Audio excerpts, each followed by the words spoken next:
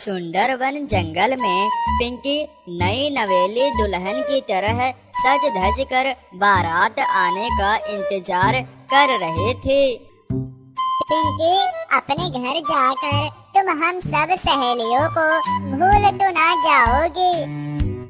पिंकी बचपन से ही अपने सहेलियों के साथ खेलती पढ़ती लिखती आ रही है। पिंकी बोलती है, नहीं नहीं गुलाबो, ये कैसी बातें कर रही हो। जब भी मेरा तुझसे मिलने का मन करेगा, मैं दौड़ी दौड़ी पिया संग अपने गांव चली आऊंगी। अच्छा पिंकी, हम पापा जी से जाकर पूछते हैं बारात कहाँ तक पहुँची है। जैसे ही गुलाबो और नैना कमरे से बाहर जाती हैं, तभी पिंकी का पुराना आशिक पप्पू कमरे के भीतर आ जाता है। पप्पू, तू इधर कहाँ आया है? मेरी शादी होने वाली है।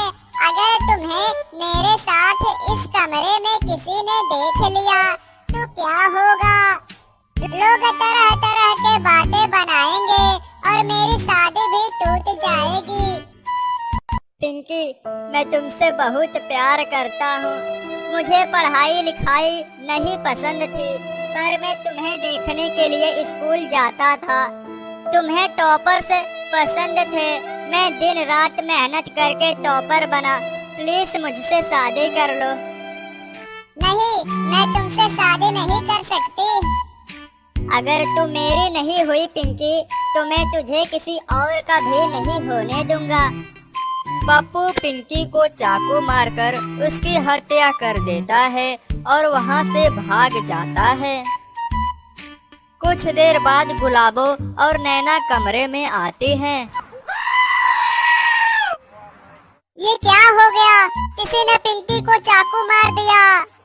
सब चारों तरफ हत्यारे को ढूंढने लगते हैं। इस घटना को हुए कुछ दिन बीत जाते हैं। एक दिन आम शाम के समय काम से छुट्टी पाकर घर की तरफ आ रहा था। तभी रास्ते में उसे एक दुल्हन दिखाई पड़ती है। अरे, ये दुल्हन कौन है? इतनी रात को यहाँ क्या कर रही है? किसी का इंतजार तो नहीं कर रही है या खो गई है? चल के पूछता हूँ। जी, आप कौन हैं? इतनी रात को यहाँ किसका इंतजार कर रही हैं? आ गए मेरे दूल्हे राजा, मैं आपका ही इंतजार कर रही थी। आज हमारी सुहाग रात है। कोई बचाओ, बचाओ मुझे। भूत, ये चुड़ैल, मैं तेरा दुल्हा नहीं हूँ। कोई तो बचाओ, ये मुझे मार डालेगी। तुम्हें यहाँ बचाने कोई नहीं आएगा। पिंकी चुड़ैल आम को चाकू मारकर उसकी हत्या कर देती है। सवेरे आम का पापा आम को मरे हुए देख बहुत रोता है। किसने मारा रे? मेरे बेटे को किसने मारा? मेरा इकलौता बेटा था। भला क्या दुश्मनी थी किसी की मेरे बेटे से? हे भगवान, उस हत्यारे को आप सजा दीजिएगा। अब प्रतिदिन किसी न किसी की लाश जंगल में पड़ी मिलती। सभी गांव निवासी समझ नहीं पा रहे थे कि ये सब कौन कर रहा है। अचानक एक दिन पप्पू पूरा सपना देखता है और चिल्लाने लगता है। तभी उसके सामने चुड़ैल पिंकी प्रकट होती है। तू मुझसे शादी करना चाहता था ना? ले देख, मैं खुद आ गई तेरी बीवी बनने के लिए। अब तू मेरा दूल्हा बन जा।